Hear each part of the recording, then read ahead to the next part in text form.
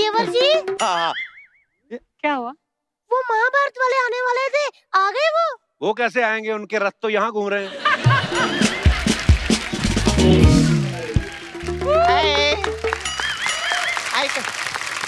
अरे वाह, रथ आ गए।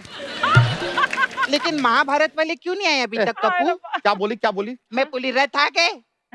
अरे वो भी हमें रथी बोल रही है, जैसे ये बोल रहे थे। अब देखो, अगर दो लोग हमें रथ बोल रहे हैं तो हो ना हो, हम रथ जैसे दिख रहे हैं। सही बोली। हे कप्पू, मैं ना तेल व्हील गरम करके रखी है। महाभारत वाले जैसे आएंगे ना, सबसे पहले मैं उनका मसाज करेगी। ओए, वो तेरी मसाज कराने नहीं आ रहे। हाँ, मसाज कराने नहीं आ रहे। सबसे पहले आके तो हमारी भैंसिया का दूध पियेंगे वो। ओए। कोई किसी को कुछ नहीं पिलाएगा। महाभारत वालों को सिर्फ चंदू अपने हाथ की बनी चाय पिलाएगा। हाथ तेरे बड़े मुमताज जैसे ना। कप्पू शर्मा, इधर यार महाभारत वाले लोग आ रहे हैं, तुम मुमताज को लेकर बैठ गए हो। और यार मेरा बड़ा प्यार है उनके साथ। देखना जब वो आएंगे मैं उनसे पूछूंगा कैसे हैं आप। अब वो बोलेंगे हम तो जैसे भी हैं, तुम इस शो में कैसे हो? फिर मैं उनको बोल दूंगा वैसे तो मैं इधर कॉमेडी करता हूँ, लेकिन अंदर से मैं योद्धा हूँ। ओहो, कप्पू, तेरे इस योद्धा का ना पौधा उखाड़ देगी मैं, बता रही है। खबरदार, अगर मेरे पौधों की तरफ किसी ने आंख उठाकर भी देखा, नहीं तो आप सबके गमले तोड़ दूंगा मैं इधर। अबे तू हाथ लगा के तो दिखा। ओए ओए, खंडरों की खाला, जाओ जाकर अपने लिए कोई राक्षस ढूंढो। अबे वो चींटियों के चमनप्राश, ज्यादा इधर ताकत दिखाई ना, तेरे बॉडी में से सारा जिंक निकाल लेगी मैं, और फिर नाचेगी जिंग जिंग जिंग जिंग जिंग जिंग जिंग जिंग जिंग जिंग जिंग। और मेरी बात सुनो, क्यों लड़ रहे हैं हम? जो मेहमान होता है ना, वो भगवान के समान होता है। यार, मेहमान के सामान पे नजर है इसकी। मेहमान के सामान पे नजर है, हाथ चुरा के उठ भागेगा ये पक्का। अच्छा, खुद से भागा नहीं जाता, औरों के भागने से इसको प्रॉब्लम रहती है। और भाई मेरी बात सुनो, तुम थोड़ा सा रेंगना शुरू करो, हो सकता है तुम भी भागना शुरू हो जाओ। सही कह रहे हो गंदे देवर जी।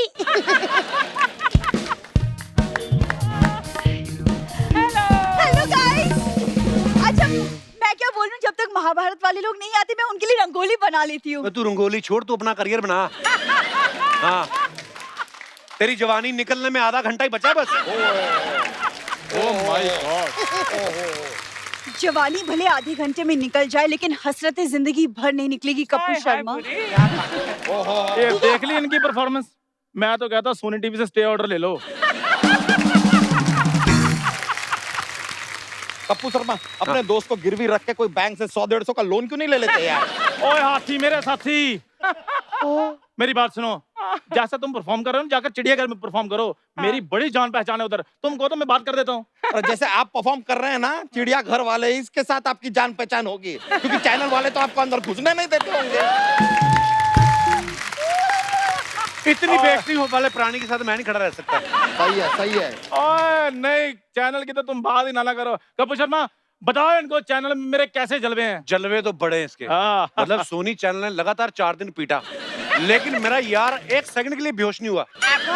और तारीफ वाले बताओ कपूर शर्मा, तारीफ वाले बताओ। तारीफ वाला काम भी करो ना पहले। तो तुम तारीफ वाला करने दोगे तो मैं करूंगा। अरे जितना तू इधर चिल्ला रहे हैं ना, अगर हाथ में कटोरा रख के सिग्नल पे चिल्लाया होता ना, अभी तक 150 रुपए का गल्ला हो जाता तेरा। तुम कटोरा पकड़ो भी ना, बस वैसे ऐसे कर दो, तुम्हारा 301 रुपया पक्का है। इतनी बेइज्जती वाली औरत के साथ मैं नहीं खड़ा हो सकता अभी। लेकिन देखा आपने अर्चना जी, दोनों पूरा दिन काम करके भी 450 से ज्यादा कमा नहीं पा रहे हैं, और यहाँ पर आते ही सबसे पहले 1000 रुपए का नाश्ता ऑर्डर करते हैं ये दोनों। ये कप्पू तेरे इतने दोस्त है, अगर एक दोस्त कम हो जाए तो कोई टेंशन नहीं ना तेरे को ना। हे भगवान, मेरे को माफ करना, आज समय से पहले एक बंदा तेरे पास भेज रही हूँ, और इसकी आत्मा का जो करना है तू करना। तेरी तुम लोग अपना नाटक बंद करो। मुझे मेहमानों का वेलकम करना है, निकलो यहाँ से। नहीं कप्पू, अब वक्त आ गया कि हम सब तुम्हारे साथ कदम से कदम मिलाकर चले। चलेंगे। तुम्हारे भार को थोड़ा सा हल्का करे हम सब। यार दे मानेगी नहीं, दोस्त बुला लो, हम पे ट्रस्ट करो यार, हम भी अच्छा वेलकम करेंगे। बुला लो। कप्पू, हाँ कप्पू बुला लेना। बुला लो यार, बुला लो। हाँ बुला लो, खुश हो तेरे कपड़े जाएंगे। मेरे को ठीक नहीं लग रहे। और कोई बात नहीं, मैंने उनको कहना मैंने रेंट पे लिए हैं बस। तो दोस्तों, आप सबकी जोरदार तालियों के बीच स्वागत करते हैं महाभारत के वीर योद्धाओं का, अर्जुन जी, युधिष्ठिर, गजेंद्र चौहान जी, दुर्योधन पुनीत सर जी और शकुनी मामा गुफी पेंटल साहब। ओहो! सर आप सभी का बहुत बहुत स्वागत है। सर मैंने आपके लिए एक बोली भी तैयार की है, गा दूं? बारी पर सी खटन गया सी खट के ले अंदे ताले, बारी पर सी खटन गया सी खट के ले अंदे ताले, साडे घर आए महाभारत वाले, साडे घर आए महाभारत वाले, साडे घर आए महाभारत वाले, तीर तीर भाले भाले, विष्णु विष्णु, जय हो योद्धा योद्धा, भाभी थक गई। इधर आओ। वो महाभारत से आए, फगवाड़े से नहीं आए। बल्ली बल्ली तीर क्या कर रही है? तो मुझे भी पता था, मैंने भी देखे हुए थे। सही बोला कपिल। सर मैं आप लोग की बहुत बड़ी फैन है।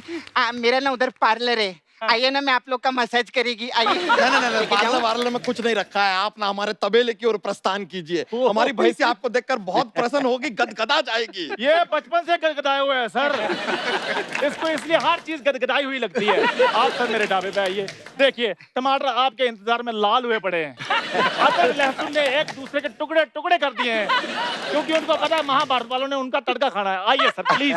सर इसकी दाल ना इससे भी ज्यादा बासी है। मैं आप सबके लिए ना पकोड़े तल के लाती हूँ गरम गरम। तू पकोड़े बना, तेरी चटनी मैं बनाएगी। Very good very good. पूरी की किसी ने चटनी उसे धोए बिना बनाई तो ये बहुत बास मारती है, धो के बनाना। दीदी आप मेरे साथ हो या इसके साथ? पगली मैं सोनी टीवी के साथ हूँ। मुझे जो पैसा देगा मैं उसी के साथ हो जाती हूँ। मैं तो आप लोग को देख के दंग ही रह गई। आप तो सच्ची मुच्ची इतने ऊंचे लंबे चौड़े हो। अब तो महाभारत खत्म होगी, अब तो छोटे हो जाओ। सर आपने कुरुक्षेत्र में इतने बड़ा युद्ध लड़ा, एक आध भाला हो तो निकाल के मारो ना सबको। बड़ा यहाँ से। हमें मारो। बारी पर से खटन अरे गया रुको, से रुको, खट रुको, के रुको, भारी बरसी। अगर उनका खटन गया सी ना तो खट के अंदर भाले अंदर डाले भाले। चलो चलो यहाँ से निकलो। लेडीज के भी मार देते अरे हैं। मार देते हैं, कोई भरोसा नहीं है। चलो चलो चलो चलो भाई चलो चलो चलो। अब अंदर जाके हाँ। जोरदार तालियां एक बार। आइए सर प्लीज यहाँ विराजमान हो जाइए।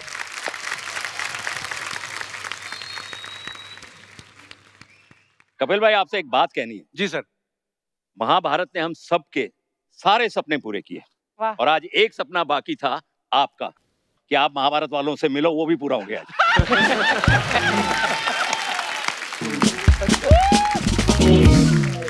और ये हमने 30 साल पहले सोच लिया था कि हम कपिल के शो में आएंगे।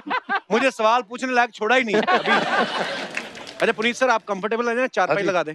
अच्छा पर सर आज आपको देख के सच में इतनी खुशी हो रही है। उस समय जब हम महाभारत देखते थे, आप वैसे ही रियल लाइफ में इतने लंबे चौड़े हैं, और ऊपर से जब इनको मुकुट में देखते थे, हम कॉस्ट्यूम में देखते थे ना, लगता था कि हम महाभारत काल में पहुंच गए हैं। आज ये नॉर्मल कॉस्ट्यूम में आए ना, बड़े प्यारे लग रहे हैं सर आप चारों। जोरदार तालियां।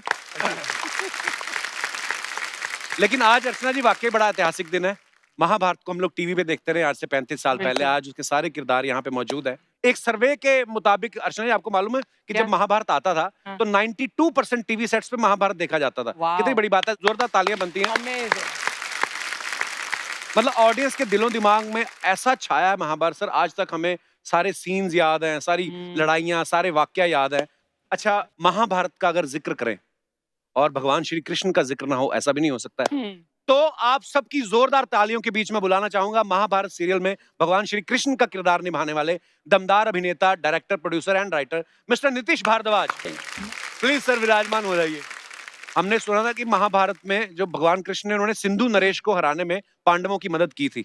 आप पांडवों के साथ थे, हमारी अर्चना जी के साथ कोई था भी नहीं, फिर भी उन्होंने सिंधु नरेश को उठा दिया यहाँ से। अच्छा लेकिन अर्चना जी हम जब भी महाभारत सीरियल को याद करते हैं या हम भगवान कृष्ण का नाम लें तो हमारे सामने नीतीश जी का चेहरा आता है। अगर हम दुर्योधन की बात करें तो पुनीत सर का आता है, युधिष्ठिर की बात करें, अर्जुन की बात करें, मामा शकुनी की बात करें, तो यही चेहरे सामने आते हैं क्योंकि हमने इनको देखा है। गुफी सर आप तो इसके कास्टिंग डायरेक्टर भी थे जी, तो सर कैसे कास्टिंग का सिलसिला कैसे हुआ, सबकी कास्टिंग कैसे हुई?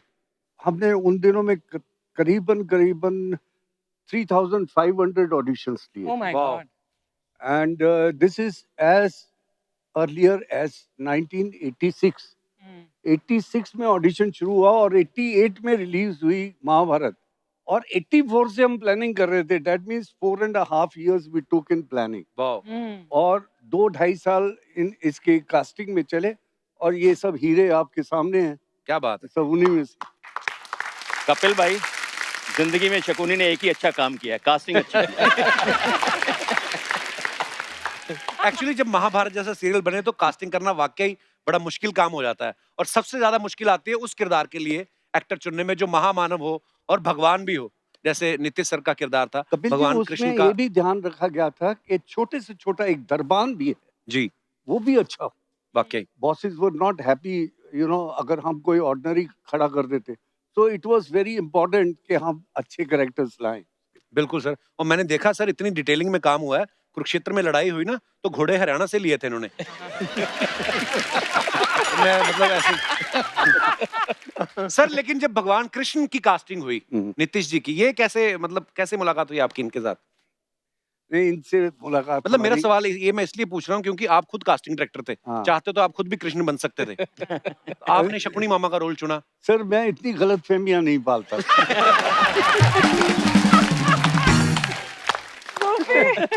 ओहो। नीतीश सर, मेरा एक दोस्त है चंदू, मैंने उसको कहा कि आज ना एक गैग करना है, तो उसमें हमने करोड़पति आदमी का कैरेक्टर करना है। उसने साफ मना कर दिया। कहता मंथली 25,000 से सैलरी के ऊपर वाले आदमी का किरदार मैं कंफर्टेबली नहीं हूँ। मेरा चेहरा ही कहता गरीब है। लेकिन अगर भगवान कृष्ण का रोल करना, इतना जिम्मेदारी का रोल होता है वो, इतना बड़ा किरदार जिसमें इतने सारे शेड्स हों, तो कितनी तैयारी थी सर आपकी? क्या आप उस समय नर्वस भी थे? नहीं, नर्वस तो नहीं था, क्योंकि जैसा मैंने पहले भी कई बार कहा है, ये जो किरदार होते हैं ये कहीं ना कहीं विधि लिखित होता है जी। और इनको ऐसा नहीं होता कि आपको ये किरदार मिल गया और आपने महीने भर में इसकी तैयारी कर ली। अब इसके लिए जितनी सारी आवश्यकताएं थी, स्क्रिप्चर्स का जानना, वेद, उपनिषद, भगवत गीता, ज्ञानेश्वरी का पढ़ना, ये बचपन से हमारे घर में था। अच्छा। वाह। जो मेरी परवरिश ही वैसी हुई है, हमारा घर का संस्कार ही वैसा रहा है। जी। तो ये कहीं ना कहीं मुझे लगता है विधि लिखित के कारण ये मेरी तैयारी ऊपर वाले ने तभी से करवा ली वाह। कि किसी एक दिन कपिल शर्मा मुझसे ये सवाल करेंगे तो मैं जवाब दूंगा। अच्छा, आपको ये जानकर हैरानी होगी कि पहले ये विदुर कर रहे थे, अच्छा जी। और 2 दूसरे सिलेक्ट हुए थे जो कि कृष्ण का रोल करने वाले थे। एक पुराने एक्टर थे और एक हमारे युधिष्ठिर जो बैठे हैं, he was also nominated for Krishna. अच्छा जी। He was Vidur, but then लेकिन शकुनी ने अपनी चाल चल दी। नहीं, देन रवि साहब और हमने इनके साथ कुछ एड फिल्में की। उसमें हमको इनका पता लगा कि आंखें भी बड़ी बोलती हैं, and is got knowledge of Hindi and Sanskrit so good. अच्छा। तो फिर चेंज। क्या He बात। was so good. वेरी तो नीतीश सर, जब आपको सेट पे कोई नीतीश कह के बुलाता था, आप मुड़ते थे या प्रभु कहते तभी मुड़ते थे आप? मैंने एक और- सेट पे रवि जी की एक आदत थी, वो जी। कभी किसी को हमारे नामों से नहीं बुलाते थे। हाँ, अच्छा जी। दुर्योधन, शकुनी, इन्हीं नामों से सब चलता था। तो वो दुविधा की परिस्थिति कभी उत्पन्न ही नहीं हुई। तो सर, एक अर्चना जी का सवाल था। हाँ। इनका ये सवाल था कि कभी ऐसा तो नहीं हुआ कि आप प्रोड्यूसर से चेक मांगने गए हो और उन्होंने कहा हो हमने तो भगवान कृष्ण के मंदिर में चढ़ा दिया, आपको मिला नहीं? अच्छा, अर्जुन सर का नाम बड़ी देर बाद पता चला सर कि आपका नाम फिरोज खान था, लेकिन बाद में अर्जुन के कैरेक्टर में आपको इतना प्यार मिला लोगों का। तो सर, ये लोगों ने इतना प्यार दिया इसलिए आपने यही नाम रख लिया कि आप अर्जुन के कैरेक्टर से इम्प्रेस हो गए थे? नहीं सर, जब मैं इसमें सिलेक्ट हुआ था जी, तो चोपड़ा साहब ने मुझे बुलाया था ऑफिस में। वहाँ डॉक्टर राही मासूम रजा और नरेंद्र शर्मा जी सब बैठे हुए थे। अच्छा जी। उन दिनों एक फिरोज खान प्रोड्यूसर डायरेक्टर थे जी। तो जब भी मैं कभी उनके पहले भी मैं फिल्मों में काम करता तो मैं किसी को फोन करूं कि जी मैं फिरोज बोल रहा हूँ, तो वो तो बड़े हाँ बोलिए। फिर सडनली मैं बोलता जी मैं फिरोज खान बोल रहा हूँ। हाँ जी बोलिए। सर मैं आपके ऑफिस में आना चाहता हूँ। कौन फिरोज? मतलब इस तरह से डेबिकल हो जाता था, आइडेंटिटी प्रॉब्लम, कि मैं समझ में नहीं आता था मैं फिरोज कैसे बोलूं। तो जब ये बात वहां निकली तो राय साहब ने कहा कि भाई देखिए आपका सिलेक्शन हुआ है एज अर्जुन, तो क्यों नहीं मियां अर्जुन ही रख दें। मैंने कहा था तो जैसा आप चाहें। क्या बात। इस तरह से मेरा नाम अर्जुन। और फिर आज मेरी माँ मुझे अर्जुन के नाम से पुकारती। वाह, क्या बात। अच्छा पुनीत सर, महाभारत से पहले फिल्मों में काफी विलन के रोल किए हैं सर आपने, यही कारण था आपको दुर्योधन का रोल ऑफर किया गया? नहीं जी, सबसे मेरी पहली फिल्म थी कुली। जी, वो किसको आप भूल सब सकती है जानते सर? हैं। हाँ जी। That was the first day first shot with Amit ji. आते तोड़फोड़ कर दिया हाँ आपने। जी। उसके बाद क्या था कि जिस तरह के मैं रोल्स चाहता था करना वो मुझे ऑफर नहीं हो रहे थे। अच्छा जी। तो नेगेटिव बिकॉज क्या कुली के हादसे के बाद एक इमेज बन गई थी कि Puneet sir is a like 8th degree black belt in martial arts और डील डॉल इतना जबरदस्त है, तो इसको एक्शन के रोल्स ही दो। तो मुझे पता चला कि चोपड़ा साहब जो महाभारत बना रहे हैं, तो मैं जब गया मुझे देखते ही कहते हैं वाह, बोलते इसको भीम बना दो। अच्छा। मैं परेशान, बोला यार भीम, तो मैंने कहा सर मैं यहाँ पे दुर्योधन के पात्र के लिए आया हूँ। अच्छा जी। मैंने कहा तो राही साहब थे कि मियाँ हम तुम्हें हीरो बना रहे हैं और तुम विलन बनना चाहते हो। बोला सर मैंने महाभारत पढ़ा है, मैं जानता हूँ कि दुर्योधन बहुत ही इंपॉर्टेंट कैरेक्टर है, बिल्कुल। तो उससे मुझे एज एन एक्टर दिखाने को बहुत कुछ मिलेगा, तब मैं उसके लिए ऑडिशन करने को तैयार हूँ। वाह। तो फिर कहा बताइए क्या आपने पढ़ा है। तो मुझे याद है मैंने मैथिली शरण गुप्त का महाकाव्य है जयद्रथ वध, जी। मुझे पूरा कंठस्थ याद था। वाह। तो मैंने वो सुनाया उनको, तुमको बहुत अच्छा लगा, और that's how I was casted for Duryodhan's character. क्या बात है, वाह। पर जैसे सर ने कहा ना कि मैंने महाकाव्य पढ़ के उनको सुनाया तो उन्होंने रोल दे दिया। हाँ जी। आप ना भी पढ़ के सुनाते, डर के ही आदमी दे देता कि भाई जो लेना ले लो आप, है ना? अच्छा, महाभारत में जैसे शुद्ध हिंदी का उच्चारण करना पड़ता था और कुछ शब्द जो थे वो तो संस्कृत में भी थे, तो कितना मुश्किल होता था सर? ये मेरा सबसे सवाल है, जो भी मतलब आपको जैसे नीतीश सर ने तो कहा था। नहीं, सबसे इजी प्रवीण कुमार के लिए था। कैसे? उन्होंने पंजाबी में हिंदी बोल और वही कारण था कि इसको पुनीत को भीम नहीं मिला, क्योंकि इनकी हिंदी बहुत अच्छी है। नहीं, दूसरा क्या है कि हमारे हिंदुस्तान में ये मानना है कि हनुमान और भीम ये पंजाबी थे। करेक्ट। हाँ। क्योंकि पहले दारा जी थे हनुमान जी, और फिर ये अपना प्रवीण पाजी हमारे बन गए भीम। हाँ, मुझे एक सीन याद आ उनका गया पाजी। ऐतिहासिक सीन है वो जो पूंछ वाला। हाँ, हाँ, हाँ। वो उसका मैं सुनाता हूँ जी। That scene was directed by me. अच्छा जी। तो एक छोटी सी झरना सा बह रहा था, उसके बगल में हम शूटिंग कर रहे थे फिल्म सिटी में।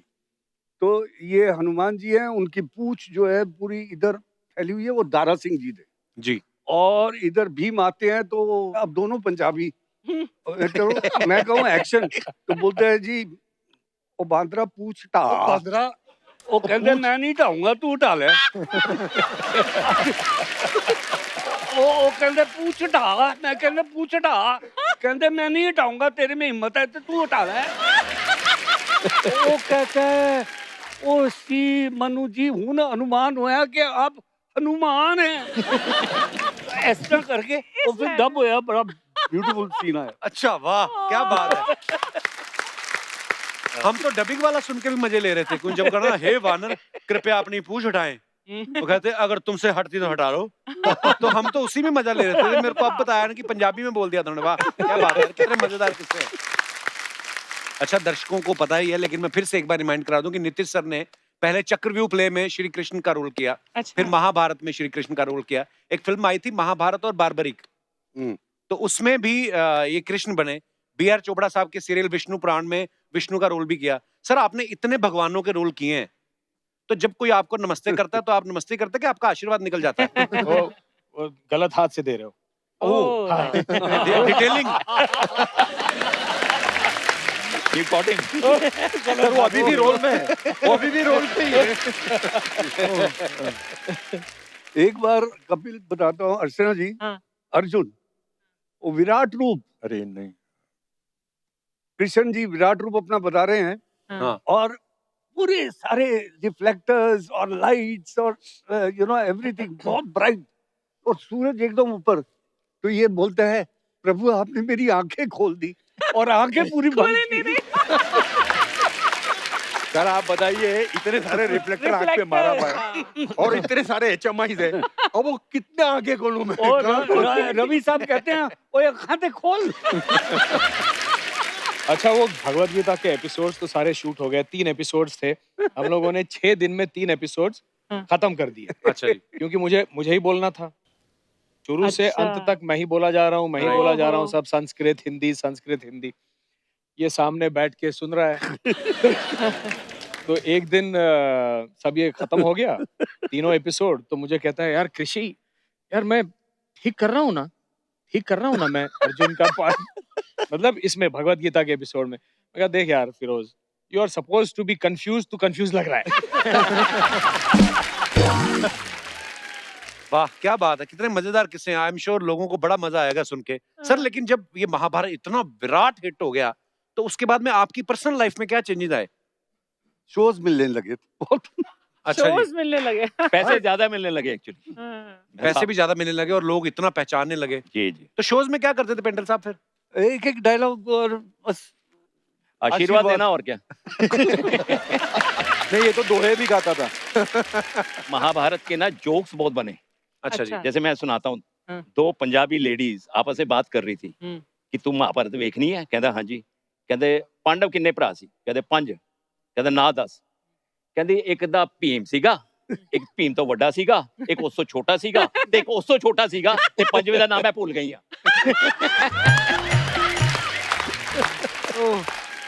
सोचो अभी तो उन्होंने पांडवों के नाम पूछे, अगर कौरवों के पूछ ले तो क्या? अच्छा वैसे तो सर महाभारत में जो हमने पढ़ा है, जो देखा है कि पांडवों और कौरवों का 36 का आंकड़ा था, लेकिन जब आपकी ब्रेक होती थी, आप तो किरदार निभा रहे थे, तो आप ये मान के चलते थे कि उनके खेमे में नहीं बैठना है, अपने इधर बैठना है? ऐसे नहीं, होता था सबकी पहले? नजर खाने की टेबल पे होती थी एक्चुअली। अच्छा जी। और महाभारत में एक और चीज बहुत मशहूर थी, जूते पहन के बाहर का आदमी सेट पे आ जाए अच्छा। तो 100 रुपया फाइन होता था एक आदमी को। अच्छा जी। तो हम लोग ढूंढते थे बाजू में कौन शूटिंग कर रहा है और उसको जाके बोलते थे ए पुनीत को जानता है? बोला हाँ मेरा फ्रेंड है। बोला आजा तुझे बुलाया है उसने। तो वो अंदर आता था, बोले किसने बुलाया? बोले पुनीत ने। बोले पुनीत को 100 रुपया फाइन। अच्छा गोपी सर, आपने और पुनीत सर ने 2 नेगेटिव किरदार थे, शकुनी मामा और दुर्योधन। कभी ऐसा हुआ आपके साथ कि आप पांडवों के साथ वैसे पर्सनल लाइफ में कहीं घूम फिर रहे हो और लोगों ने उनको बड़ी इज्जत दी और आपके साथ भेदभाव हुआ? मेरे साथ मैं आपको एक कमाल किस्सा सुनाता हाँ हूँ। इसका भी हुआ। हम शूटिंग कर रहे थे इन जयपुर, जो अच्छा। क्लाइमैक्स ओके, सीक्वेंस, युद्ध का सीक्वेंस। युद्ध का। तो वहां के एक बहुत बड़े उद्योगपति थे, अच्छा जी। तो उन्होंने पूरी टीम को डिनर पे आमंत्रित किया अच्छा कि जी। आप आइए जी, खाना हमारे भोजन करिए। तो पूरी टीम हम पहुंच गए। अब मेरे पे तो एक टैग लगा हुआ था कि दुष्ट दुर्योधन। हाँ। अब ऐसा बैठे हुए तो मैं बैठा, साथ में उधर शायद रूपा गांगुली यहाँ बैठी हुई थी, चोपड़ा साहब वहां थे, सामने नितेश और अर्जुन वहां बैठे हुए थे। अच्छा जी। तो जो लंबा टेबल था, तो घर के पीछे है ना, वहां पे सारी औरतें खड़ी थी। वहां से वो लेडीज में खुसुर पुसुर हुई, एक आई और उसने रूपा के कान में कुछ कहा कि आपको वहां बुला रहे हैं। अच्छा। तो रूपा उठ के चली गई। वो गई, जैसे पहुंची तो बाद में थोड़ी देर बाद रूपा वहां से आई और मुस्कुराती हुई आई। मेरे को समझ में नहीं आया, मुझे बाद में पता चला, उसको बोला कि तुम उसके उस दुष्ट के पास कैसे बैठ रही हो? तो हटो वहां से, जाओ जाकर अर्जुन और अपना कृष्ण के पास बैठो। अच्छा इसके बाद जो खाना परोसना शुरू किया, तो क्या वहाँ के उनकी घर की परंपरा ये थी कि जो खाना परोसेंगी तो घर की लेडी जो थी वही सबको खाना परोसेंगी। वो चांदी की थाली में सब में खाना सबके लिए था, तो सबको डाला। जैसे मेरी बारी आए, औरतें मुझे बाईपास करके जाए, दूसरों को दे तो मुझे तो खाना ना दे, और मुझे जो घर के जो महाराज थे वो आके खाना दे, वो आके मुझे दे। तो जो उनकी जो दादी अम्मा थी वो जैसे आई, वो आई तो जैसे मुझे क्रॉस करके जाने लगी, बोला माता जी दीजिए ना मुझे। बोलती है दुष्ट। बोलते इतना गुस्सा अच्छा नहीं है। अरे कृष्ण भगवान को बांधने की बात कर रहा है। अरे 5 गाँव तो मांगे थे, दे देता 5 गाँव। तो ये था पर एक्चुअली लोग सच मानने लगते थे ये चीजें। अब मेरे को उन दिनों में क्या होता था, कपिल जी के बहुत से फैन मेल आते थे जी। आजकल यू नो जैसे SMS है या इंटरनेट है या उस मीडिया नहीं था, तो हमारे फैंस आते थे ढेर सारे, रोज डाकिया हम लोगों के फैन में लेके। एक फैन ने तो कमाल कर दी, उसने लिखा हुआ पोस्ट कार्ड आया था, अबे शकुनी मामा। अबे तू अपने आप को क्या समझता है? हाँ? तू बड़ा दुष्ट है। तुमने अपने भतीजे को हमेशा उल्टा सीधा पाठ पढ़ाया, पांडवों के साथ हमेशा अन्याय किया, तुमने कृष्ण भगवान की कभी नहीं मानी, यहाँ तक कि तुमने द्रौपदी चीरहरण करवा दिया, युद्ध करवाया, और अब तूने युद्ध करवा दिया। अबे शकुनी, अगले हफ्ते अगर युद्ध बंद नहीं हुआ तो हम तेरी दूसरी टांग तोड़ देंगे। इतने जज्बाती हो जाते हैं। मेरा एक जुए का एपिसोड जब खत्म होता है जी, मैं सब कुछ हार गया, तो मैं अपने बेटे को दोपहर को एपिसोड के बाद में ट्यूशन से लेने गया जू से। तो जू से वापस आ रहा था, 7 बंगला के क्रॉसिंग पे गाड़ी खड़ी थी। अचानक एक गाड़ी भरी हुई आई बाजू में और मुझे देखी और बोलते, ओ युधिष्ठिर, जुए में सब कुछ हार गया, गाड़ी क्या द्रौपदी की लेके घूम रहा है? You know, Kapil, They used to get so involved. you know, आपको एक किस्सा सुनाता हूँ जी मैं। महाभारत की शूटिंग चल रही है, सडनली मैं रास्ते पे जा रहा हूँ कहीं पे, एक पुलिस की गाड़ी आती है और मुझे ऐसे करती है, पता नहीं कि मैंने शायद सिग्नल तोड़ा, क्या किया, did I jump a signal, nothing. पता सर आपके नाम का वारंट निकला है, आप पुलिस स्टेशन आइए, it's a non available warrant. यार ये क्या हो गया? हम गए पुलिस स्टेशन, तो पुनीत सर, गूफी पेंटल, पंकज धीर जो करण बने थे, और चोपड़ा साहब, राही मासूम साहब के ऊपर बनारस से किसी ने केस कर दिया कि आपने जो वस्त्र हरण किया द्रौपदी का, उससे हमारे सम्मान को और हमारे दिल को ठेस पहुंची है, तो you should be put behind bars. हम पे एक्चुअली किसी ने केस किया, आयोग तक चला गया। अच्छा केस कर दिया और वहां पे जज ने वारंट भी इशू कर दिया, and it is a non available warrant. फिर हम गए यार, मेरा अगर पकड़ना है तो देखिए वेद व्यास को पकड़ो जिसने लिखी है। You know, अच्छा खैर उसके बाद तो चोपड़ा साहब ने खैर अपने वकील किया और जाकर उन्होंने शायद बात रफा दफा कर दी। You won't believe Archana, about 2-3 years back, 2-3 साल पहले हम भूल भाल गए सर, 30 साल के बाद ऑलमोस्ट फिर सडनली देखा तो मेरे घर पे फिर वारंट आ गया। Really? वो केस अब खुला 28 साल बाद। Oh my God! अच्छा ना चोपड़ा साहब हैं, ना रवि जी हैं, ना राही साहब हैं, ना पंडित नरेंद्र शर्मा है, तो मेरे पे, गूफी पे और पंकज धीर पे केस। हम एक दूसरे को फोन करें, क्या करना है भाई? क्या you won't believe, we had to hire a lawyer कि भैया जाओ हमको रिप्रेजेंट करो। बनारस गए, पकड़ के गए, मैं तो बोला भैया मुझे जेल में डाल दो यार, इसी बहाने और पब्लिसिटी मिल जाएगी। मैं तो पैसे नहीं देता सर। बनारस गए, उस बंदे ने क्या पता कि आपसे फोटो खिंचा रही थी हमको बस। Can you imagine? Really? पर लोग हाँ अक्सर ऐसी हरकतें कर लेते हैं। एक और बड़ा किस्सा कमाल का है।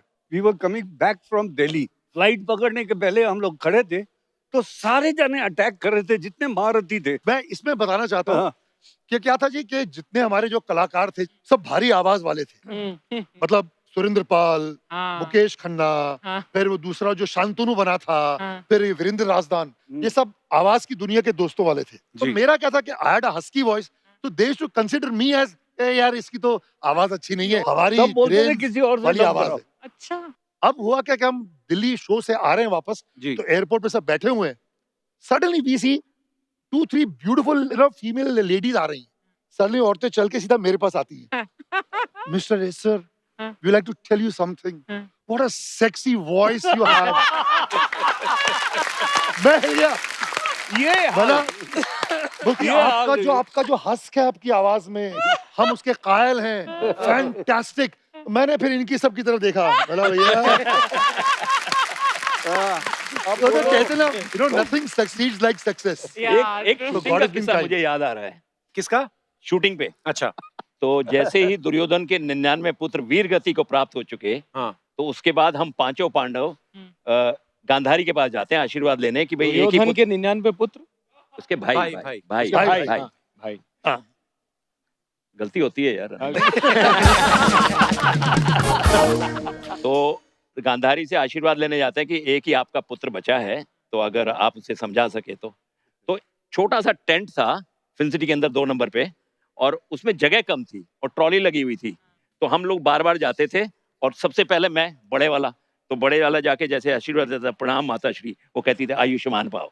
उसके बाद आता था प्रवीण कुमार जी, और वो लंबे चौड़े 6 फुट 7.5 इंच, वो बैठते थे, प्रणाम माता श्री, आयुष्मान, वन मोर, क्योंकि वो कट हो जाता था, क्योंकि वो फ्रेम में आते नहीं थे। 23 रिटेक हो गए, 23 रिटेक, और 24वीं बार आया, रवि चोपड़ा जी को बोलता है, रवि जी जदों भी आओ कहती आयुष्मान पाओ, ए आशीर्वाद बट रही है, गुलूकंद बट रही है।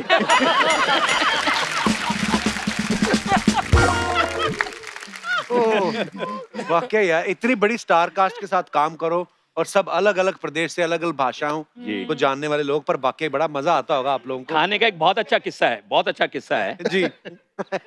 पुनीत जी जो है, जैसे ब्रेक होता था तो सबसे पहले खाने की टेबल की तरफ भागते थे और सब लोग वेट करते थे, गड़ करके इनकी प्लेट पूरी भर गई, बाकियों के लिए कम बचता था। तो एक दिन शॉट हो रहा था इनका और पंकज का, तो उनको लगा कि यार, और विदुर आया हुआ था, विदुर का लंच के बाद था, तो विदुर जो है वो खाने की टेबल के पास खड़ा हो गया कि यार इससे पहले ये आएगा पुनीत, मैं खाना डाल लूंगा। तो उसने जब तक ये पहुंचा वहां हटो हटो, उसने भर के खूब सारा जो चिकन मटन था वो खूब भर लिया। तो ये आया तो इसको मिला नहीं, तो इसने पंकज को बोला, पंकज, विदुर। तो विदुर था कश्मीरी, उन दिनों कश्मीर में डिस्टरबेंस चल रही थी। तो पंकज ने क्या किया, विदुर को बाजू में बैठाया, और कश्मीर का क्या हाल है। उसने कहा यार ऐसा है, बड़ी प्रॉब्लम। अब उसने टेबल, वो जो प्लेट थी ना, वो ऐसे रख ली। अब उसने क्या किया, एक बोटी उठाता था और एक बैंगन रख देता था वहां पे। एक बोटी उठाता था, बैंगन रख देता था। अब वो इतना इमोशनल हो गया विदुर, रोने को हो गया कश्मीर का बात सुन के। तो थोड़ी देर बाद पंकज ने बोला, यार तू इतना इमोशनल हो, खाना तो खा ले। वो खाना देखा तो सारे बैंगन, मटन की जगह सारे बैंगन की प्लेट। ये डेली की कहानी होती थी कुछ ना। सोचो इतने बड़े बड़े योद्धा, बच्चों वाले काम हो रहे हैं। अच्छा सर, मेरा आप सबसे एक सवाल है कि जैसे बहुत बड़े बड़े सीन जब शूट करते थे, युद्ध का सीक्वेंस शूट होता था, तो इंसानों को तो लाउड स्पीकर पे बोल सकते हो आप कि आगे बढ़ो, युद्ध करो, वापस आओ, रुक जाओ। तो जो हाथी घोड़े होते थे उनको कैसे कंट्रोल करते थे आप? वो घोड़े जो थे वो पप्पू वर्मा जी के थे। अच्छा। वो उनको पता होता है पैकअप कब होना है और शुरू कब होना है और एक्शन कब होना है। अच्छा, आपको 6 बजे के बाद वो घोड़ा ऐसे करने लगता था कि मेरे को शूटिंग नहीं करनी है। वो घोड़ों का तो ऐसा होता था कि रो में लगे होते थे और बड़े सुस्त एकदम। स्टार्ट कैमरा, ओह, एक्शन। वाह, फिल्मी घोड़े। हाँ, फिल्मी। नीतीश सर, आपने तो रथ भी चलाया था, सारथी बने थे आप। बिल्कुल। तो आपको चलाना आता था उससे पहले? आपने कभी चलाया था घोड़ा? देखिए, मैं हूँ वेटरनरी सर्जन। इसीलिए तो लिया था कृष्ण जी के रोल में कि घोड़े संभाल सके ये। तो मैं हूँ वेटरनरी सर्जन। मैं बॉम्बे और पूना के रेस कोर्स में काम करता था। अच्छा जी। As an assistant veterinarian. वाह। तो हर प्राणी का अपना एक स्वभाव होता है, उसकी आदतें होती हैं जी। तो रथ चलाना इसीलिए आसान था क्योंकि घोड़े बड़े प्रेडिक्टेबल प्राणी होते हैं। अच्छा जी। हाँ, वो स्वभाव मनुष्य की तरह बदलते नहीं है। अच्छा, वाह। हाँ जी, बहुत अच्छी बात बोली है। बदलते नहीं है। वैसे एक किस्सा पुनीत जी का बहुत अच्छा, अगर आप वो अपने मुंह से सुना दे तो। क्या पुनीत जी? क्या था कि you know those days we just started and suddenly लोग हमको पहचानने लग गए थे, हमें शोज मिलना शुरू हो गया था जी। तो हम जयपुर में शूटिंग कर रहे थे, तो दिल्ली से एक बंदा आया, आपको मैं स्पेशली लेके जाना चाहता हूँ, और वो आपको अच्छे पैसे भी दे रहा था हमको। अच्छा जी। तब हम रवि जी को कैसे बहुत ही हम चाहते थे, हम पटा लेते थे उनको कि रवि जी हमको जाना है। अच्छा, कुछ कलाकार थे जिनको बेचारों को शोज नहीं मिलते थे, तो वो जाके रवि जी को, रवि जी क्यों छोड़ते हैं आप इनको, मत छोड़ा करो सर, इससे डिसिप्लिन खराब होता है। अब हुआ क्या कि वो बंदा आया, मैं इसका, हाँ भाई क्या कितने पैसे दोगे शो के? उसने जितने हमने मांगे उससे कुछ 4-5 गुना ज्यादा उसने एग्री कर लिया। अच्छा। तो मैं बोला कौन कौन चाहिए? बोलता आपके 5-6 कलाकार आप कर दो। तो मैं, मुकेश खन्ना, रूपा गांगुली, अर्जुन, शकुनी, गजेंद्र चौहान और पंकज धीर, तो 8-10 आदमी को मैंने इनके बिहाफ पे सबके पैसों की बात कर ली। अच्छा। उसने जी हमको कुछ बड़ा साइनिंग अमाउंट भी दे दिया। अच्छा। और उसके बाद देखो जी, सैटरडे को शो है और सैटरडे को शूटिंग है, फ्रॉम जयपुर टू दिल्ली 5 घंटे का सफर है। उसने सर आपको यहाँ से 2 बजे निकलना पड़ेगा या आपको 1 बजे निकलना पड़ेगा। डोंट वरी, रवि जी को मैं पटा लूंगा, रवि जी तो मेरे खास है। अब ये बात हो गई, that news went to Ravi ji. अच्छा। कि ये कुछ 8-10 कलाकार जो हैं ये शो पे जाने के लिए, और उन्होंने पैसे ले लिए। तो Ravi ji he got very angry. तो रवि जी, इनको आने दो, let this Duryodhan come to me to take permission, I will buddy set him right. अब हम सुबह सब 9 बजे, सर 8 बजे विथ मेकअप रेडी, सारे डायलॉग रेडी कि हमको क्या परफॉर्म करने के, हमको जल्दी छोड़ो। तो अब ये गया, फिर पंकज जी गया कि बॉसी आज हमको प्लीज छोड़ दो।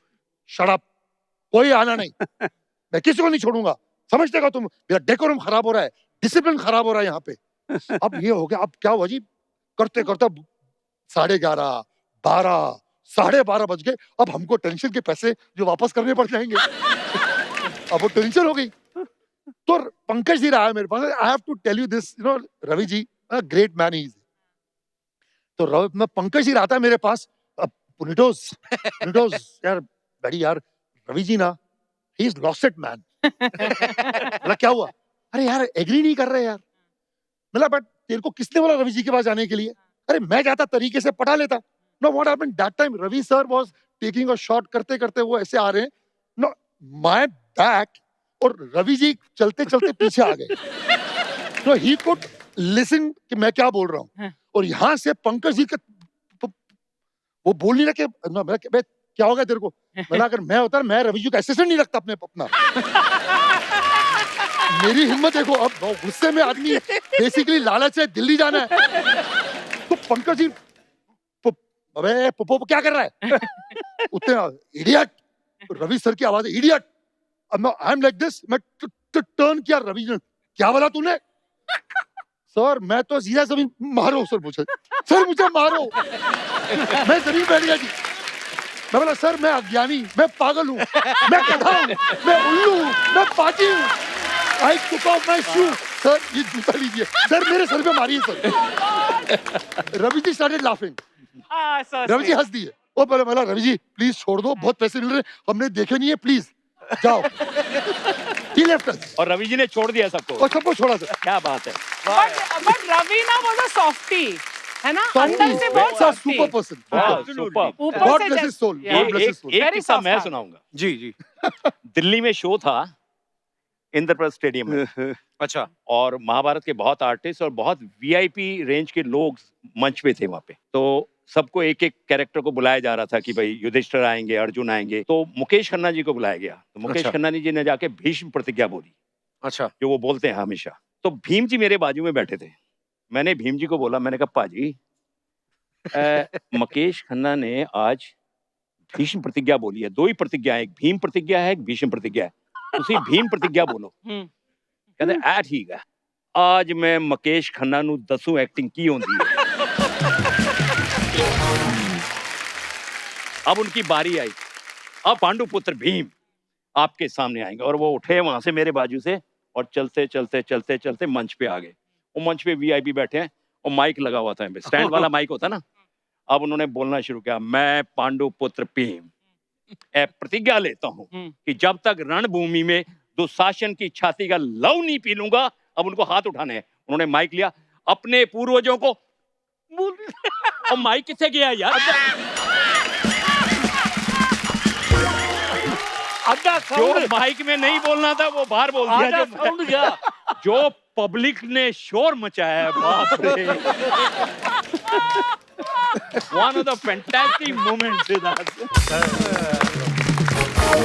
इनोसेंस और वो ऑनेस्टी एक्चुअली यस हमारे यहाँ सबसे बढ़िया सेंस ऑफ ह्यूमर जो थी वो परवीन कुमार जी की अमेजिंग टिपिकल पंजाबी वो और विधुर अगर दोनों बैठ के बात करें एक एनएसटी ग्रेजुएट और एक हमारे प्रवीण जी वो उसको कह रहे हैं कहते विधुर तू लेट बहुत आंदा है यार कहता नहीं पाजी मैनू ना I am a trained actor कहता सही कह रहा है तू ट्रेन्ड एक्टर है क्योंकि तू ही ट्रेन तो आंदा जाता है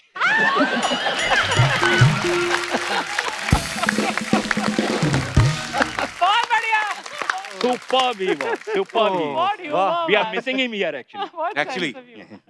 Superb. हम लोगों को कभी गिफ्ट में उन दिनों में नए नए जब महाभारत रिलीज हुआ तो कलर टीवी आने लगे हाँ एक एक लड़के को हमको बुला बुला के मैन्युफैक्चरर्स टीवी सेट्स देने लगे हमारे मनपसंद का वाह तो एक एक के घर में 5-5 हो गए थे लेकिन जिनको नहीं मिलते थे वो बेचारे टकराते थे सिर अपना विदुर बेचारा ऊपर हम लोग प्लेन में वापस आ रहे हैं वो बूथ होता है ना लगेज बूथ उसके ऊपर टकरे मारे वो बोलते हैं मैं ते एनएसडी ट्रेंड है मैं की कीता एनएसडी टीवी नहीं मिला. एनएसटी की प्रवीण जी का एक छोटा सा किस्सा लास्ट हाँ सर प्लीज जितने मर्जी सुनाओ मजा आ रहा है मैं और अर्जुन वो खार में रहते थे ये रहता है बांद्रा में अंधेरी में रहता है हाँ। तो हमने कहा पाजी साथ ही चलेंगे अब उसके घर पे बैठे हुए वो वेट कर रहा है तो मैं कहा पाजी चलिए कहता नहीं यार वो गणेश नहा रहा है उनका बॉय अच्छा मतलब मालिक तैयार होके बैठा है और बॉय नहा रहा है ओए गणेश ओ गणेश ओ गणेश निकल यार देर हो रही है गणेश निकल यार वो अपने आराम से नहा लो के तैयार होके निकला ओ मैं तेनू कदों दी आवाज दे रहा गणेश गणेश तू सुनदा नहीं है कहता पाजी वो टैप चल रही थी नल खुला हुआ था आवाज नहीं आई अगली बार नहाने जाएगा तो कान बाहर छोड़ के जा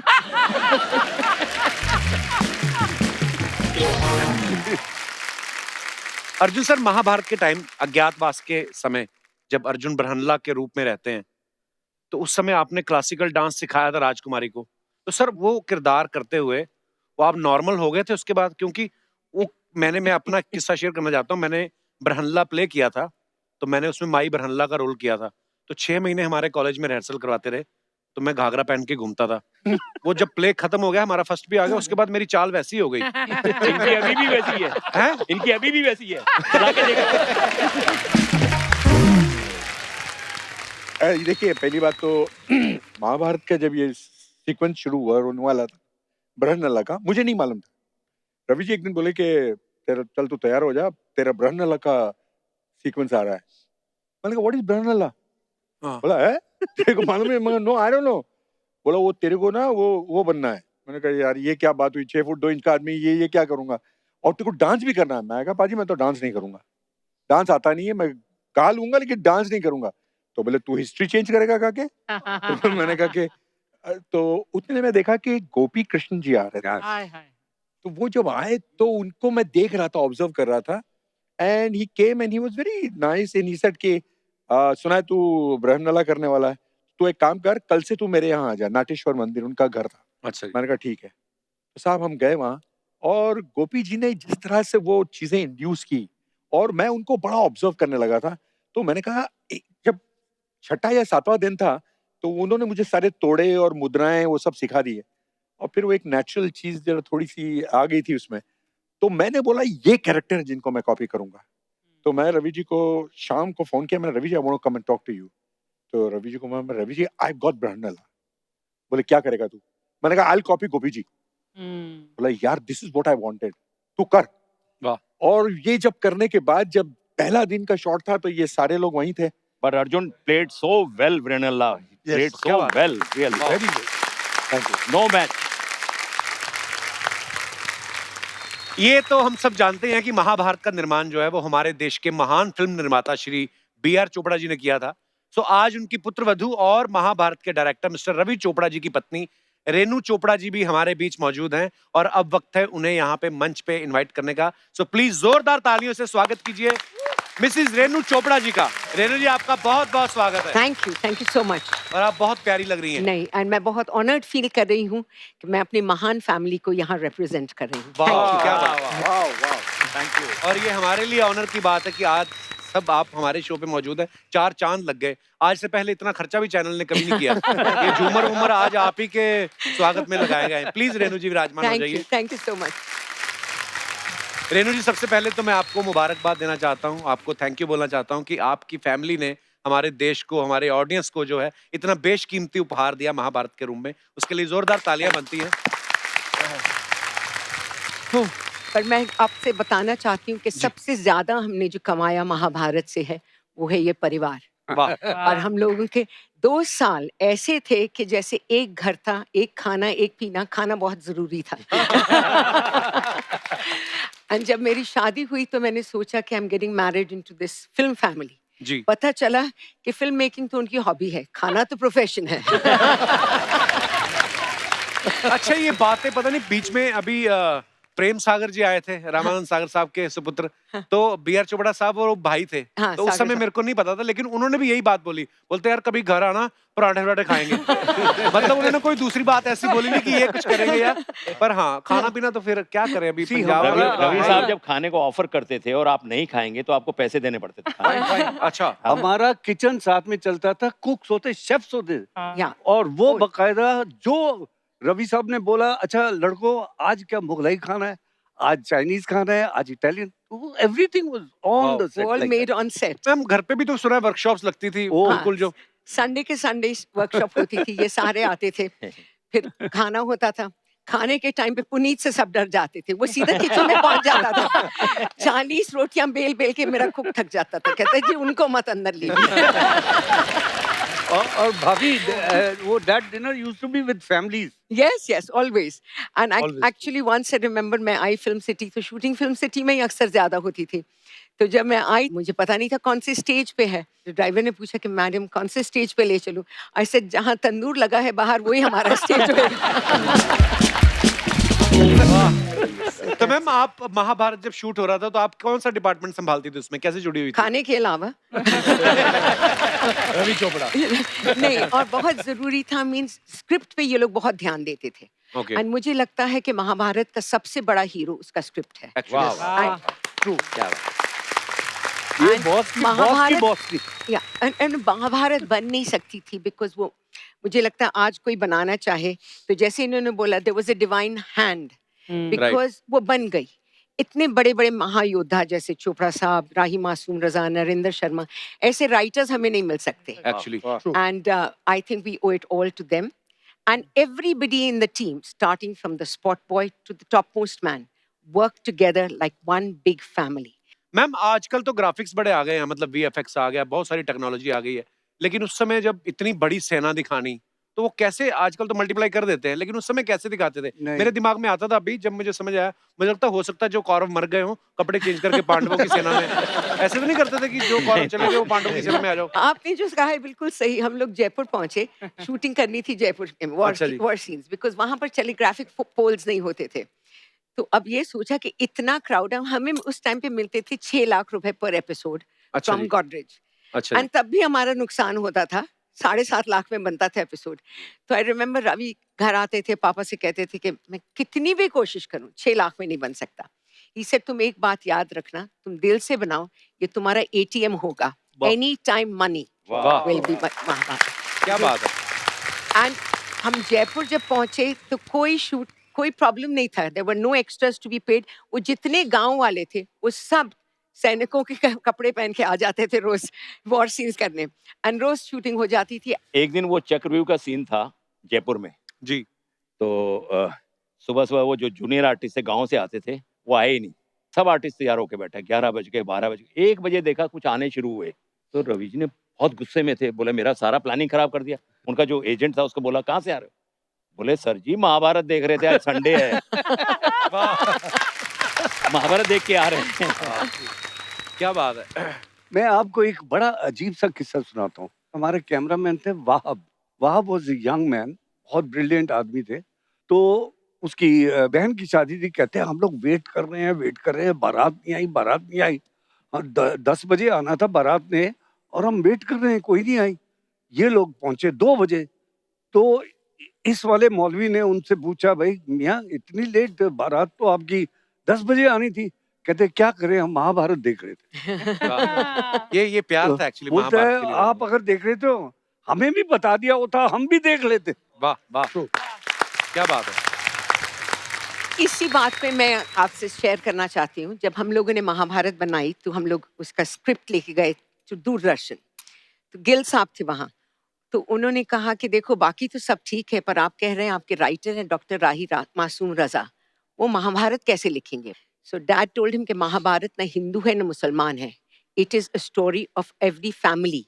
ये जो डिस्प्यूट होती है फैमिली में, हर घर में महाभारत होनी चाहिए, रखनी चाहिए किताब, टू अंडरस्टैंड कि क्या नहीं करना चाहिए। रामायण आपको बताता है क्या करना चाहिए।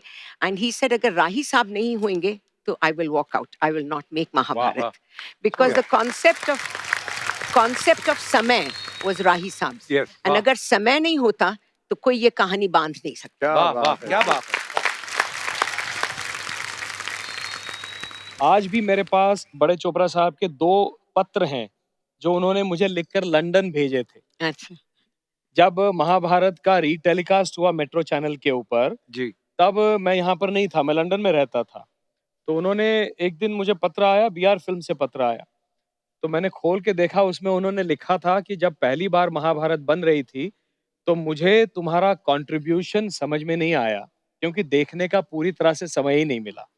आज रीटेलीकास्ट में देख रहा हूँ, थैंक यू वेरी मच। वाह। ये जो डायलॉग्स हैं राही साहब के, आज भी कानों में गूंजते हैं। मैं और भाभी कई बार ये बात कर चुके हैं कि पूरा 10-15 दिन बैठ के केवल एपिसोड्स को देखने की इच्छा मन में होती है, एक साथ देखने का समय ही नहीं मिल रहा है।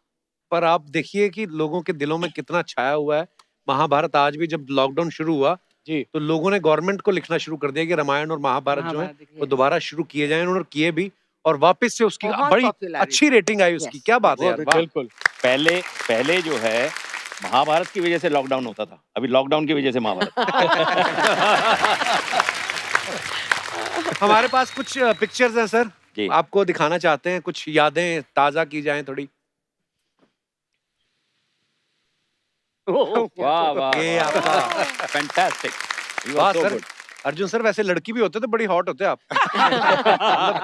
तो मैं आपको नहीं छोड़ता फिर। नेक्स्ट। वाह वाह, मजा आ जाता था ऐसे। जम्बूरी मैदान। इसके मास्टर शॉट लिए थे हमने जयपुर में। Abhimanyu, he is in London now. He is in London. क्या खूबसूरत कॉस्ट्यूम थे, वाह मजा आ जाता था देख के। फैंटास्टिक। ये फर्स्ट टाइम So ऐसे डिजाइन nostalgic. किए गए थे कॉस्ट्यूम्स, बड़े ध्यान से। This is Rama Vij. रमा विज जी, रमा हाँ, विज yes, जो yes. नुक्कड़ में हाँ। टीचर बनी थी ना। रमा। आप नुक्कड़ पे भी जाया करते थे। भैया हमारे लिए 16,108 नुक्कड़ अलाउड है। यार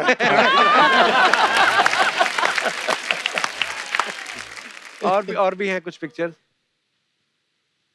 ओ ये अर्चना जी, भैया। अर्चना जी, ये क्या हो रहा है? आपके साथ ये क्या हो रहा है? ये आपने 16,108 वाली बात सीरियसली तो नहीं ले ली? पीछे कौन है? ये पीछे कौन है? मैं वही तो देख रहा हूँ, ये कहाँ की पिक्चर है? This is me. न्यूजीलैंड में हम दिस इज न्यूजीलैंड की फोटो अपनी। ओके दिस इज जून 1991। हम न्यूजीलैंड गए थे एक शो के लिए। बिल्कुल। अरे 20-25 साल हो गए यार। ये आप ही हैं, आपकी छोटी बहन है। मैं ना आप सबके आने से पहले भी कह रहा था, मैंने कहा अर्चना जी आज महाभारत की स्टार कास्ट आ रही है, तो मन में कोई गिला शिकवा नहीं रखना कि दुर्योधन जी आए। आपको मना कर दिया था दुर्योधन के रोल के लिए, तो आपको मिल गया। तो पर कितना वो आपकी मोहब्बत, प्यार पुरानी दोस्तियां, पर बड़ा मजा आया यार। जोरदार तालियां होनी चाहिए। We would have preferred us.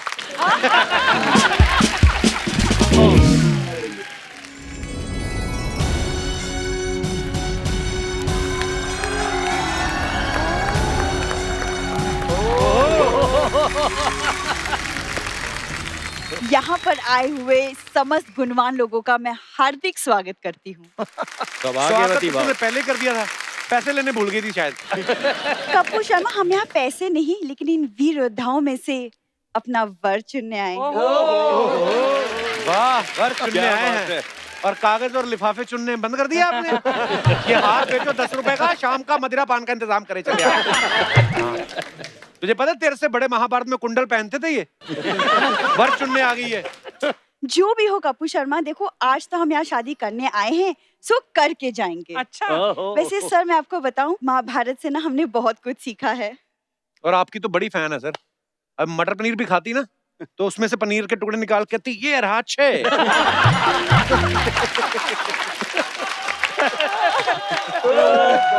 और उसके बाद इसके पिताजी आते हैं, चपाती लेके एक पीस उठा लेते, कहते हैं अब हो गया 5। कपूर शर्मा, भरी सभा में आप हमारा अपमान कर रहे हैं। तो क्या आपको 11 रुपए शॉल देके सम्मानित कर रहे हैं हम? चली जाए, इससे पहले अर्जुन जी तेरी आंख में तीर मार दें। आप दिखने में भी पॉम्फ्रेट लग रही है। तीर तो वो तब चलाएंगे ना जब तुम अपने शब्दों का बाण चलाना बंद करोगे। क्या बात है। वाह, वाह,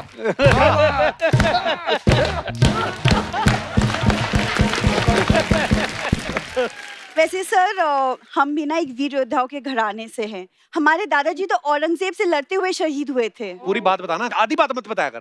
ये बता कैसे शहीद हुए थे? औरंगजेब की जेब काटते हुए पकड़े गए थे। आपको कैसे पता? ये पूछ कि उनको कैसे पता लगा औरंगजेब को जेब कट रही है? औरंगजेब की पिछली जेब में हाथ डाला, जेब थी फटी। और दादाजी के हाथ थे ठंडे, महीना था दिसंबर का। औरंगजेब ने इसी गुस्से में इसके दादा ठंडे कर दिए। वैसे वर्ड चुनने से पहले मैं आप सबका एक छोटा सा एक परीक्षा लेना चाहूंगी। परीक्षा छोड़, तू रिक्शा कर और चलो। तू उनका कोई मन है कोई नंबर का? जबरदस्ती मैं आपकी परीक्षा लेनी चाहती हूँ। जा यार। मेरे लिए कोई परीक्षा देने के लिए तैयार है? मुझे अपनाने के लिए कोई? हम हैं।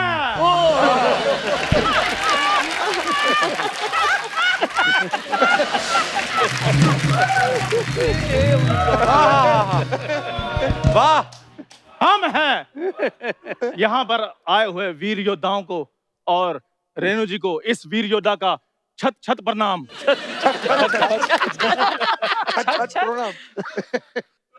वाह, आपके आगमन से हमारे शो को 4 चांद लग गए। बहुत बहुत स्वागत सर आपका। ये पिछले हफ्ते हमारे शो में ना आशुतोष राणा जी आए थे। इसने जाके उनके ड्राइवर को यहाँ काट लिया, इसीलिए इसकी हिंदी अच्छी निकल रही है आज। अगर किसी को काटने से भाषा अच्छी हो सकती है तो आप अपनी इंग्लिश अच्छी करने के लिए शशि थरूर के ड्राइवर को क्यों नहीं काट लेते?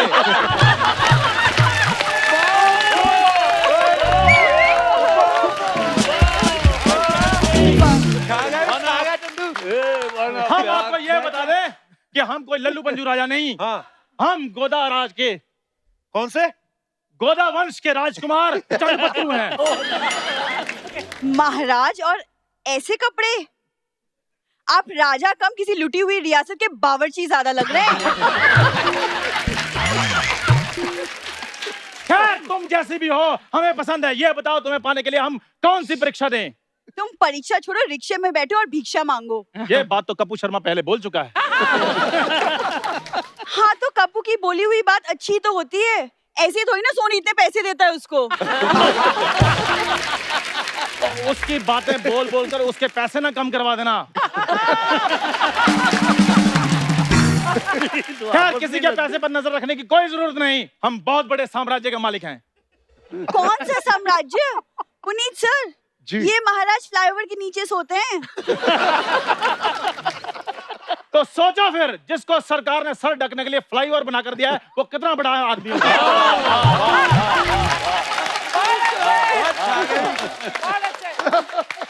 पूरब से लेकर पश्चिम तक, उत्तर से लेकर दक्षिण तक, चारों तरफ हमारे ही चर्चे हैं। हम तुम्हारे चर्चे बाद में सुनेंगे, पहले तो मुझे तेरी ना कॉस्ट्यूम नहीं समझ आई। महाराज, ऊपर तूने रोटियां गर्म करने वाला चिक्कू रखा है, नीचे पजामा तू दादाजी का पहना है, पूरब पश्चिम की बात है। पहले ये बता पूरब पश्चिम है कहाँ? ओ भाई साहब, पूरब पूरब में होता है, पश्चिम पश्चिम में होता है। वो तो पता है, हाथ से बता कि कहाँ है पूरब, कहाँ है दक्षिण, ये सब पता। छोटी छोटी बातों के लिए हम हाथ नहीं उठाते। और राजकुमारी, हम आपको यह बता दें कि अगर आप हथेली पर दिया लेकर भी ढूंढे, हम जैसा राजकुमार नहीं ढूंढ पाएंगी। दिया छोड़ो, हमने अगर तलवार उठा ली आप दुनिया में नहीं मिलोगे। बस यही तुम्हारी बात पे बात करना हमें पटने पर मजबूर करता है। यह बताओ कि हम अपने माता पिता को तुम्हारे माता पिता के घर गाली गलौज के लिए कब भेजें? गाली गलौज नहीं, बातचीत के लिए मिलते हैं। नहीं, लेकिन हमें हमारे माता पिता का पता है।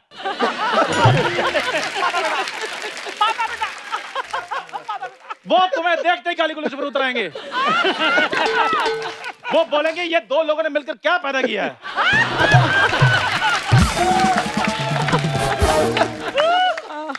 अपने आप को देखा है, हमारे राज्य में ऐसा शक्ल होना अपशगुन माना जाता है। बस बात हो गया, इस दुस्साहस का तुम्हें दंड दिया जाएगा। 250 रुपए निकालो। ऐसे ये सारा महीना ना घर चलाने के लिए लोगों को दंड देते कि 250-250 लेता ही। कपूर शर्मा, शायद तुम्हें हमारी ताकत का अंदाजा नहीं है। नहीं है। अभी बीच रास्ते में हमारा रथ खराब हो गया था। अच्छा। किसी से हेल्प नहीं मांगी। हाँ। इन कंधों पे हम उठा कर लाए हैं रथ को। पूरी बात बताना, रथ की चैन उतर गई थी। ये उसी रथ पे सुबह अखबार भी फेंकता है। आपको पता है सोनी चैनल की आधी जीडीपी तो इसकी वजह से गिरी हुई है। ये बात है तो बस पीछे हट जाओ फिर। यहाँ पे आज चंदू भरी सभा में ये शपथ लेता है। हाँ। कि अगर सोनी की जीडीपी 1 मंथ में मैंने नहीं उठाई। और पहले पजामा उठा अपना, जीडीपी उठा रहा।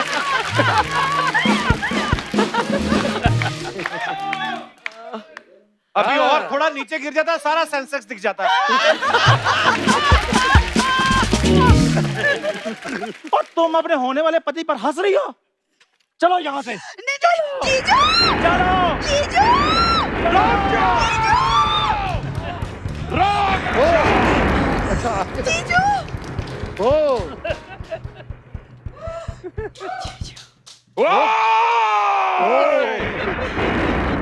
अच्छा तुम हो? ओए कौन हो तुम सांडों के मदाकनी? ओए तीर मैंने उल्टा करके मार रहा तुम्हारे। गंदी चाय से भी ज्यादा गंदे इंसान। अगर हमारी साली को नैन उठा के भी अगर तुमने देखा ना तो तुम्हारे नैन नक्श हम बदल देंगे।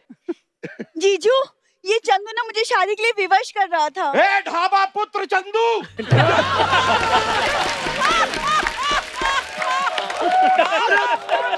तुम्हारी इतनी हिम्मत! ये हमारी साली जिसके पास एक मच्छर भी नहीं आता, उसके पास तुम कैसे आ गए? ये लो। ओ यहाँ तुम्हारी इज्जत नहीं हो रही, मेरा क्या हाल करेंगे? ओ हमारी सल्तनत तुम्हारा इंतजार कर रही है, चलो। सल्तनत। सर सुना आपने? सल्तनत की बात की है इन्होंने। इनके सल्तनत के बारे में पता है आपको? फुटपातिया सल्तनत के राजा हैं ये। कल तो कुत्तों से कह रहे थे कि खबरदार अगर हमारी सल्तनत की मीनारों को गीला किया तो ये हमारा शयन कक्ष है।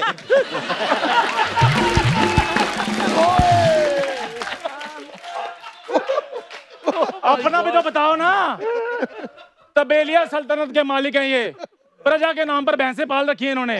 तो इसमें क्या बुरी बात है? क्या बुरी बात है? गुफी जी आप ही हमको बताइए। जैसे जुझारू राजा होते हैं वैसे हम दुधारू राजा हैं। What problem? और खाक दुधारू राजा हैं सर ये। मैं बताता हूँ आपको, चारा ये भैंसों से ज्यादा खा जाते हैं, दूध 1 लीटर भी दिन देते ये। वाह, कितनी बड़ी बात की है आपने।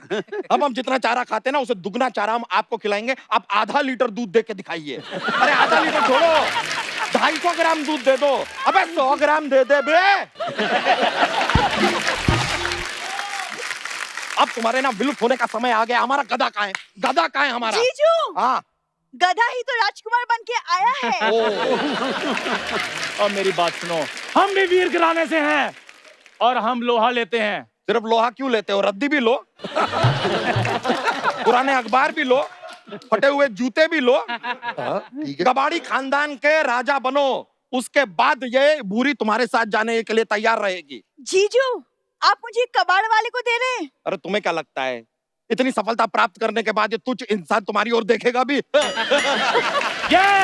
चंद्रपत्रु ढाबा पुत्र तुमसे विवाह करने के लिए तैयार है। चलो भूरी। ओए सुनो मेरी बात, ढाबा पुत्र, इस अपने तंदूर पुत्र को भी लो साथ में और दोनों निकलो यहाँ से, दफा हो जाओ। चलो। जीजू, पर हमारी शादी। तुम्हें चिंतित होने की जरूरत नहीं है। आज यहाँ पर तुम्हारा स्वयंवर होगा। स्वयंवर की शर्त है कि मछली की आंख में तीर मारना है ना, मैं मार दूंगा। मैंने महाभारत देखी, मैं मार दूंगा। नहीं। मछली की आंख में जो मोतिया बिंद हुआ है ना उसे ठीक करना। अगर ठीक हो गई तो फिर मछली फ्राई होगी, और अगर ठीक नहीं कर पाए तो तुम फ्राई होगे। ये कैसा स्वयंवर है? बहुत हो चुका मेरा अपमान। नहीं करनी मुझे शादी। हम जा रहे हैं। अरे कहाँ जा रहे हैं? ए सर, ये सब खाली बहाने हैं। इसको पता चला है पीछे मछली आई है, इसके लिए दौड़ के गई है। बंगालन है ना, मछली नहीं छोड़ती है। ए, मेरी बात सुनो, मछली तैयार रखो, मैं पराठे लेकर आता हूँ। ये लीजिए, ये पंजाबी पराठे खाने निकल गया। अब इतना कुछ बन ही रहा है तो भाई सुनो, थोड़ा दाल बाटी भी बना दो, मारवाड़ी भी आ रहा है। चलिए चलते हैं। एक बार जोरदार तालियां हमारे सब मेहमानों के लिए। आइए सर।